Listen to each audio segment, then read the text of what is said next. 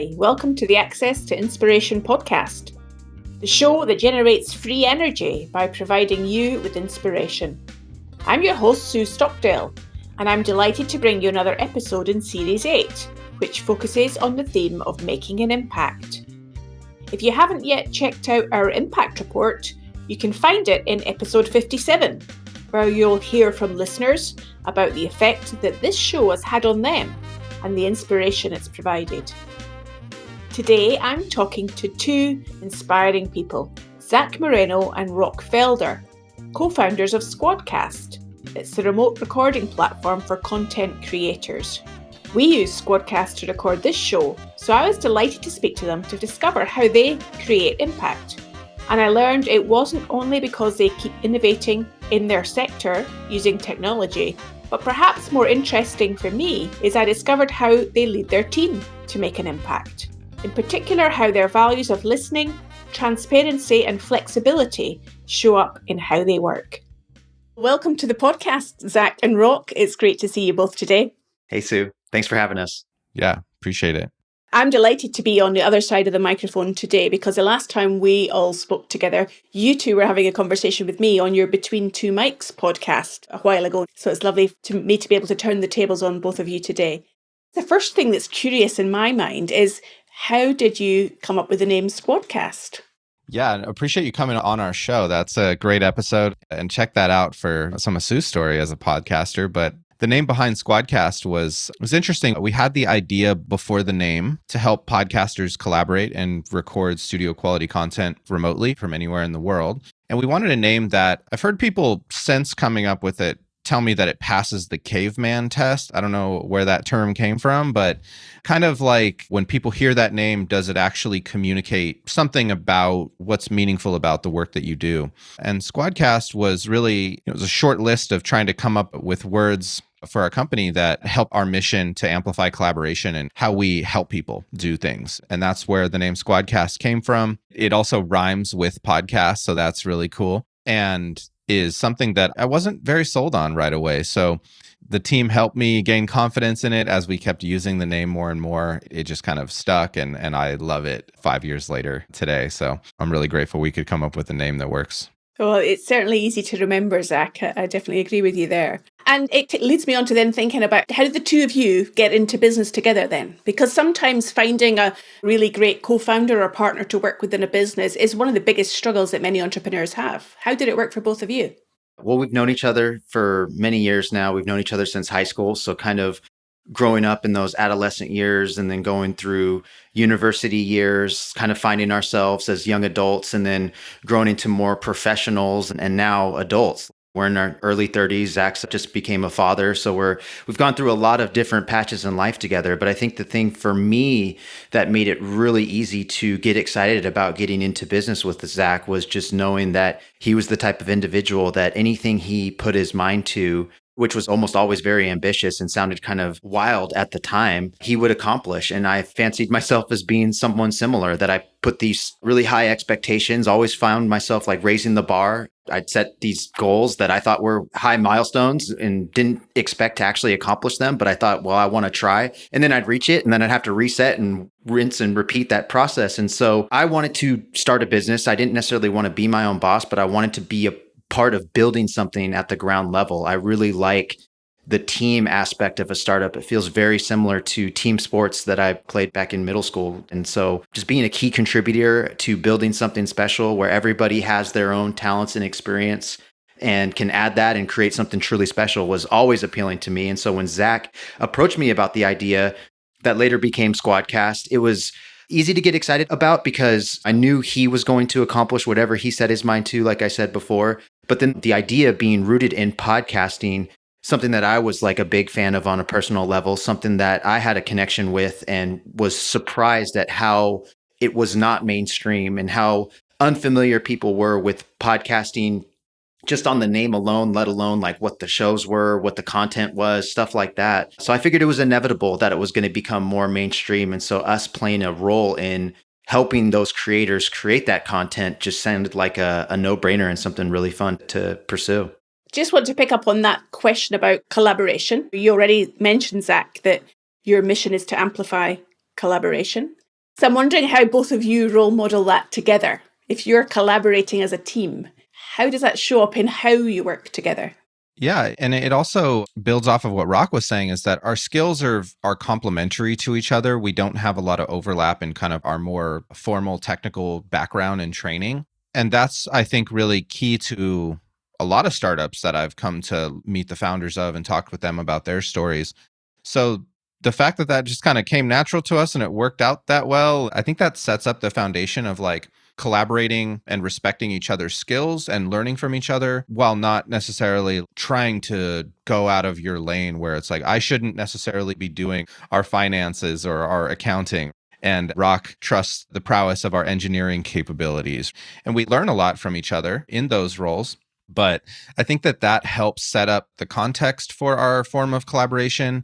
And then in a lot of ways, I am the CEO and CTO of SquadCast, but a lot of what I would consider to be CEO level decision making, Rock and I talk about and come to consensus and collaborate on almost always. I'm not even able to come up with like an example to the counter, but a lot of times that's also involves conversation with our teams and the stakeholders that really have the information that can help when it comes to decision making or planning or strategy. And I think that there's a lot of forms of collaboration and specifically remote collaboration that our team practices on a day-to-day basis, with us being spread over a couple states, a couple countries, a couple time zones. We use SquadCast a lot. We use Slack and a host of other tools to make sure that we are like having this balance between synchronous collaborations like we are having right now, and as well as async collaborations and providing some space to focus and work as a team.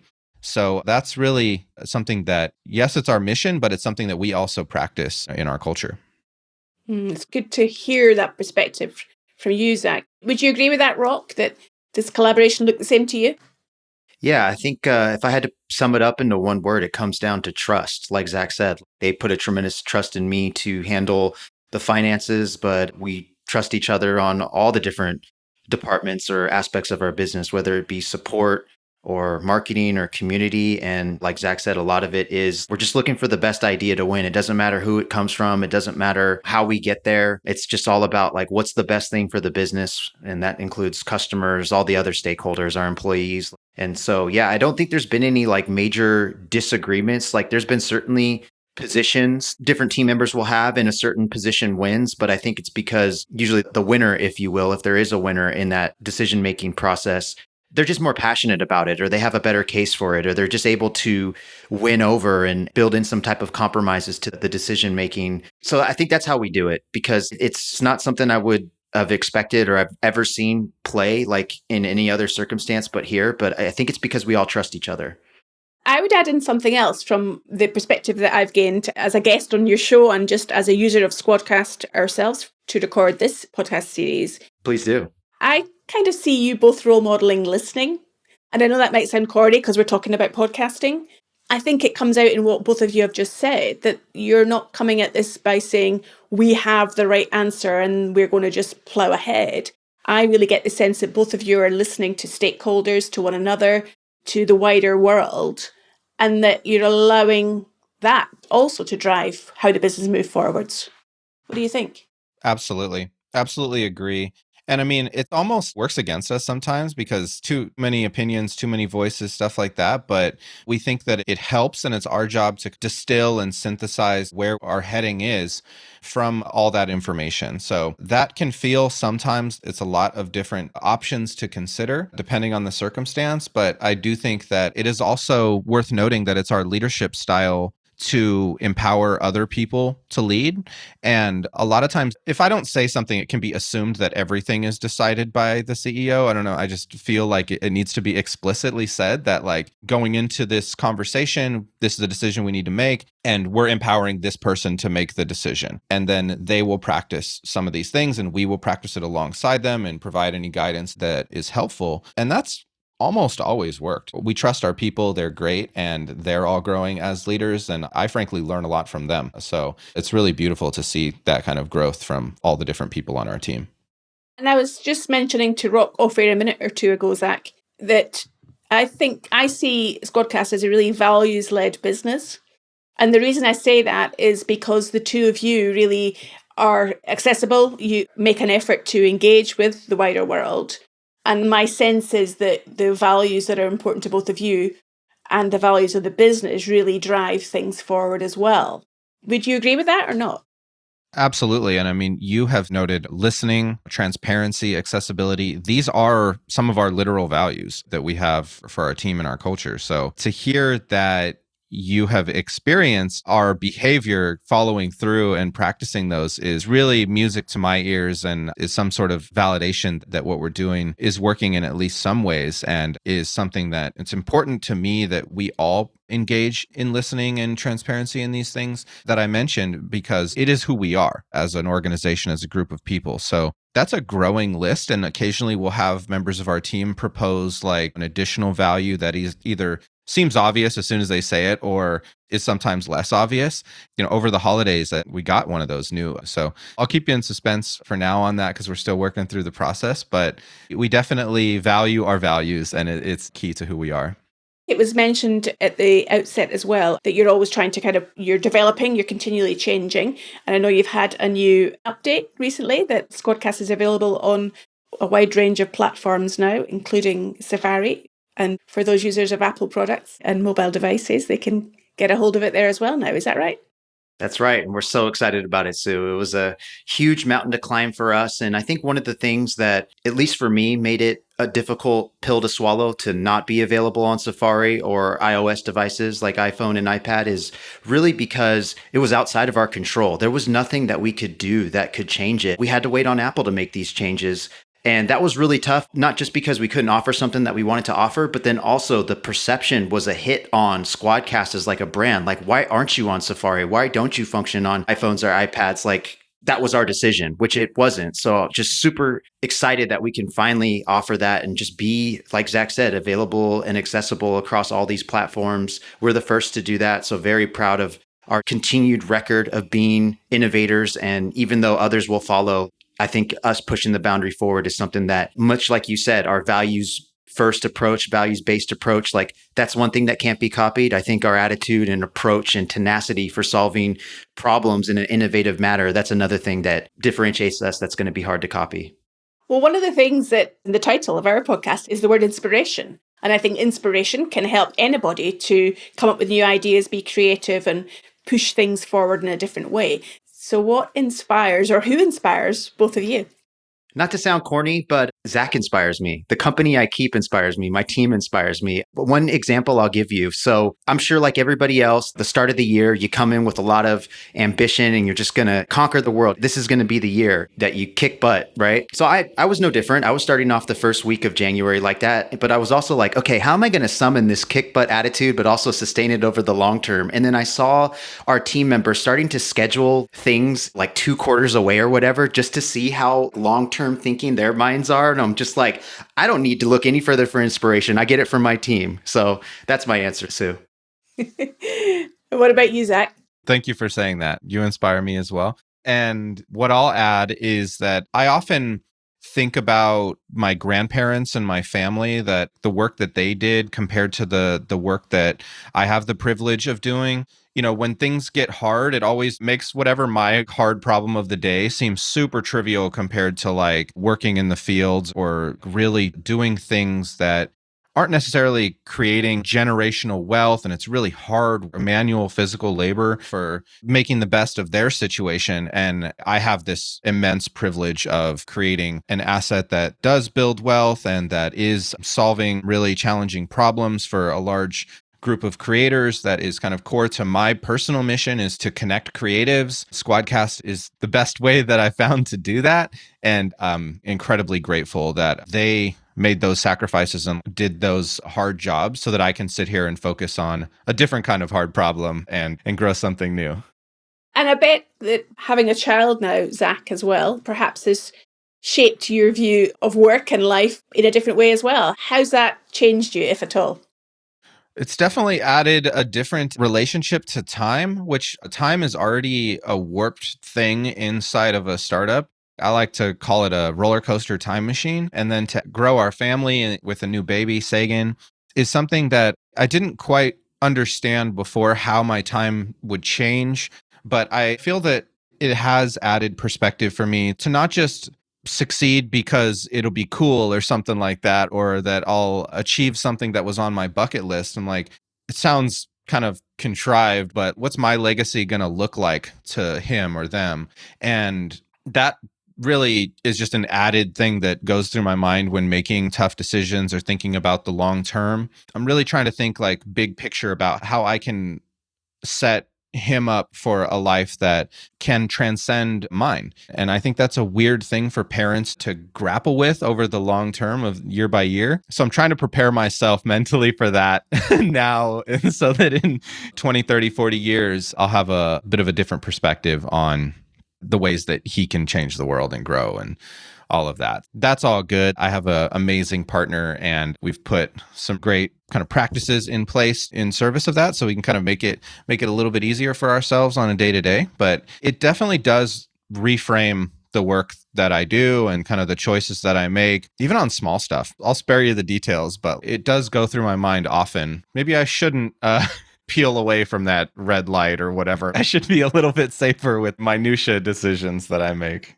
Well, it's giving you a different context. I love the way that you use the word legacy, because many of the guests that we've interviewed so far in this series, I'm always asking that question to find out what people see as being their legacy or their bigger purpose. And it's great to hear you using that word as well there, Zach. I guess that might mean that Rock can get in touch with you in the middle of the night then, if you're up doing a baby care or whatever.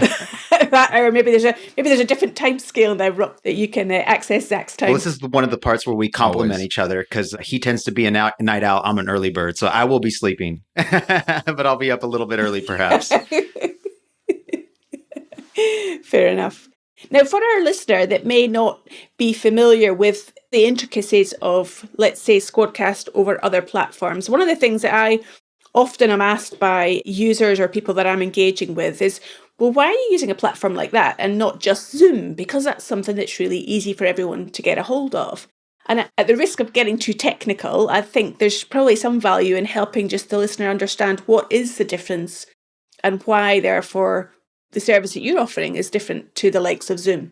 One mental model that might be helpful, it's a little bit different to like walk into a phone booth and call somebody and have a conversation than like walking into a recording studio and having that same conversation. Yeah, you can have a conversation and information will be exchanged, but the constraint of wanting to create content and grow a show and monetize or add value in different ways, the quality of what you're creating becomes more of a focus, and how people sound and look in the audio and video that we help them create really adds concrete value to the credibility of the speakers, the people you're helping to lift up and share their story and inspiration for your listeners in this case. So that is how I think about it. There's a bunch of technical details about how we do that, but I think it's that shift of focus. Like, okay, Zoom has recording. Yes, but it's more for the people who were out sick or the person who needs to get that information like async. That's really different than wanting like millions of people to listen to it for hours of their day, right? And thinking about that as like the quality of the product versus a way to have a conversation. So looking ahead in terms of the future, tech moves at such a pace.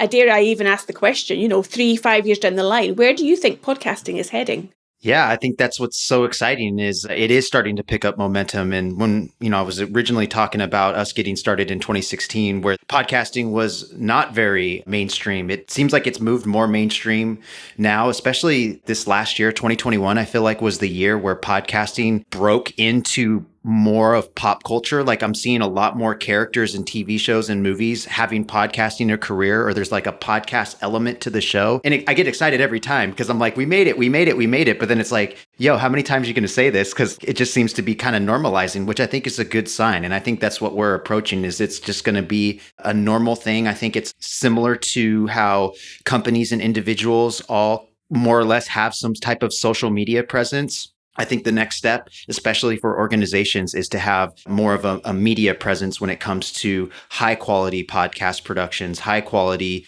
YouTube videos or videos of any sorts, really, because it's just a great way for them to build connections with their audience, have their own voice, similar to what Zach and I are just naturally doing with being the faces of SquadCast. These companies are trying to do that and through storytelling, really. And so I do think that it'll become more of just everywhere, really, and just a great way to build authority and build relationships with people.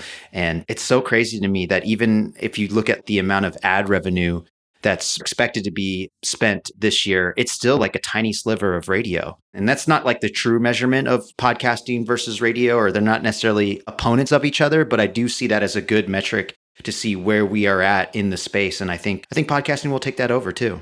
Yeah, I agree. It'll take it over because of the targeting that advertisers can do compared to radio. But we're not there yet. So a lot of headroom to grow. What I see happening is as organizations continue to grapple with this remote, hybrid, whatever you want to call it, work setup these days, the need to communicate within and outside of the organization with still being hybrid or remote. I think a lot of things were put on pause or put on hold, but you can't pause an initiative indefinitely, right? So I think that's kind of things that organizations are grappling with, and they'll need to find ways to collaborate. And I think that podcasting is a way to do that, both in like synchronous conversations like we're recording right now, but then also providing an experience for their teammates or their employees or their stakeholders to listen to things async, I think is a great way to spread information, whether that's building loyalty and telling stories with customers or internal dialogue about where we're headed over the course of the next year, the next quarter, whatever. So I think that podcasting was outside of that for a long time. It was like having conversations and my audience is somewhere else. But with these organizations, it's like,